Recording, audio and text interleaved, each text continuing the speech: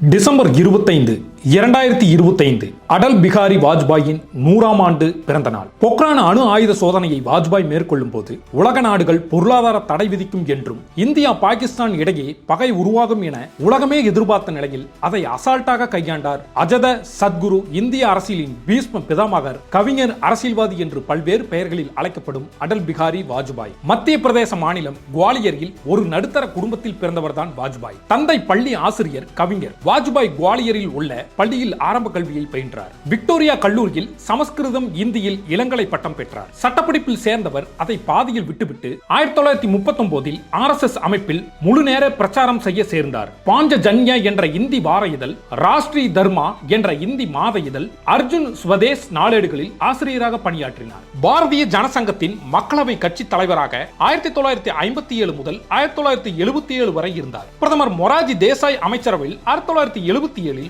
வெளியுறவு அமைச்சராக அங்கம் வகித்தார். பாரதிய ஜனதா கட்சியின் தலைவராக 1980 முதல் 6 ஆண்டு காலம் பதவியில் இருந்தார். இப்படி பல்வேறு பதவிகளை வகித்த வாஜ்பாய் இந்திய பிரதமராக 3 முறை தேர்ந்தெடுக்கப்பட்டார். இவரது ஆட்சியில் பொக்ரானில் 5 அணுகுண்டு சோதனைகள் நடத்தப்பட்டன.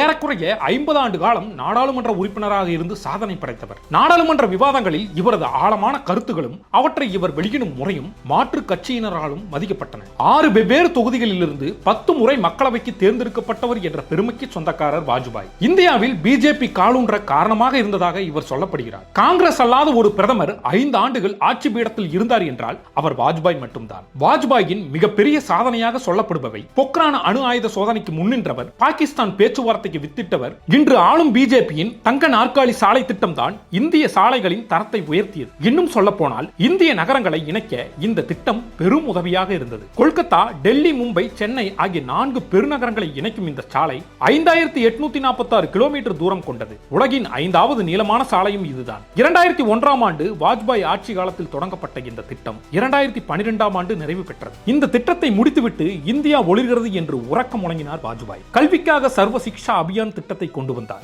6 முதல் 14 வயது கொண்ட குழந்தைகளுக்கு இலவச கல்வி என்பதுதான் இந்த திட்டம். இந்த திட்டம் 2001ஆம் ஆண்டு அறிமுகப்படுத்தப்பட்டது. அடுத்த 4 ஆண்டுகளில் பள்ளி செல்லாத குழந்தைகளின் எண்ணிக்கை 60% குறைந்தது என்பது இங்கு குறிப்பிடத்தக்கது. இந்தியாவின் வளர்ச்சி என்பது அபரிவிதமாக இருந்தது இவரது காலத்தில் தான். ஜிடிபியை 7 புள்ளிகளுக்கு மேல் கொண்டு சென்ற இந்திய பிரதமரும் இவர்தான். வளர்ச்சியை நோக்கிய இந்தியாவை வழிநடத்த விரும்பியவர் வாஜ்பாய். இவரின் அரசியல் வாழ்க்கையில் முக்கிய நிகழ்வாக போற்றப்படுவது 1998ஆம் ஆண்டு ராஜஸ்தான் மாநிலத்தில் பொக்ரான் என்ற பாலைவன பகுதியில் 5 அணுகுண்டுகளை அப்துல் கலாம் தலைமையிலான குழுவை கொண்டு சோதனையை மேற்கொண்டார். இந்த பொக்ரான் சோதனையின் மூலம் மிகப்பெரிய அணு ஆயுதம் கொண்ட நாடுகளையும் இந்தியாவின் பக்கம் திரும்பி பார்க்க வைத்தார் வாஜ்பாய். அமெரிக்காவின் CIA உளவு அமைப்பும் அவர்களது உளவு செயற்கை கோள்களும் கண்டுபிடிக்க முடியாத வகையில் இந்திய விஞ்ஞானிகளும் ராணுவம் இணைந்து இந்த திட்டத்தை செயல்படுத்தினர். விஞ்ஞானிகள் ராணுவ சீருடை அணிந்து பணியாற்றியது ஒரு ஹாலிவுட் த்ரில்லர் படம் போல் அமைந்தது. இந்த சோதனையால் பொருளாதார தடைகள் விதிக்கப்பட்ட போதும் வாஜ்பாய் அரசு சற்றும் கலங்கவில்லை. வெளிநாடு வாழ் இந்தியர்களின் உதவியோடும் உள்நாட்டு வலிமையோடும் பொருளாதாரத்தை சீராக கொண்டு சென்றார். இதை முடித்துவிட்டு வாஜ்பாய் சொன்னது: இந்தியா இப்போது ஒரு அணு ஆயுத நாடு என கர்ஜித்தார். இந்நிலையில் இந்த சோதனை பாகிஸ்தானுக்கும் இந்தியாவுக்கும் இடையே ஒரு பதற்றத்தை கிளப்பிய நிலையில் அதை அனாவசியமாக கையாண்டார் வாஜ்பாய். இந்த பிரச்சனையை சமாளிக்க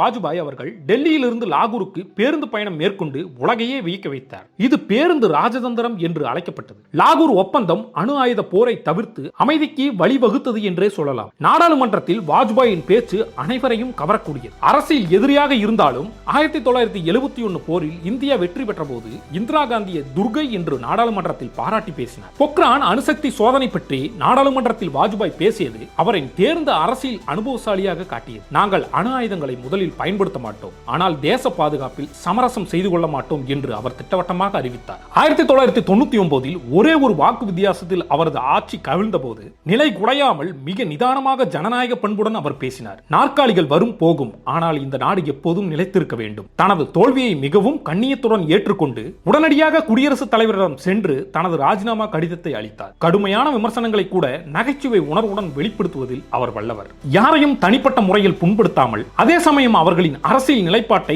தர்க்க ரீதியாக தோலுரித்து காட்டுவார். எதிர்க்கட்சியினரை விமர்சிக்கும் போது கூட அவர் தரக்குறைவான வார்த்தைகளை பயன்படுத்தியதே இல்லை. அரசியல் ரீதியாக மாறுபட்ட கருத்து கொண்டவர்களும் வாஜ்பாய் பேசுகிறார் என்றால் நாடாளுமன்றத்தில் அமைதியாக அமர்ந்து ரசிப்பார்கள். மறைந்த முன்னாள் பிரதமர் நேரு வாஜ்பாயின் பேச்சாற்றலை கண்டு ஒரு நாள் இவர் இந்த நாட்டின் பிரதமராவார் என்று அன்றே கணித்தார்.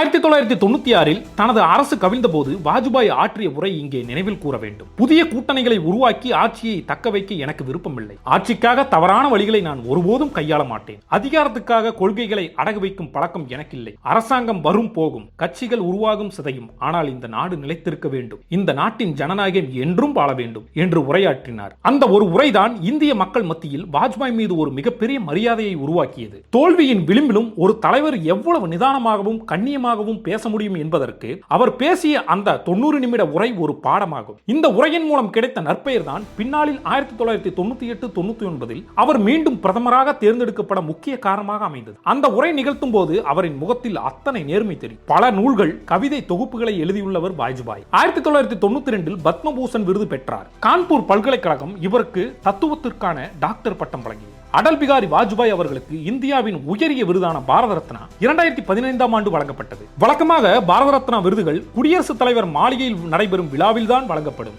ஆனால் அந்த சமயத்தில் வாஜ்பாய் அவர்களின் உடல்நிலையை கருத்தில் கொண்டு மரபுகள் மாற்றப்பட்டு குடியரசுத் தலைவர் பிரணாப் முகர்ஜி அவர்களே வாஜ்பாயின் இல்லத்திற்கு நேரில் சென்று விருதை வழங்கி கௌரவித்தார். இயற்கையை நேசிப்பவர், சிறந்த எழுத்தாளர், வசீகரமான பேச்சாளர், கவிஞர், கட்சி வேறுபாடின்றி அனைவராலும் விரும்பப்படும் ஆளுமையாக புகழ் பெற்றவர் அடல் பிகாரி வாஜ்பாயின் பிறந்த நாள் இன்று.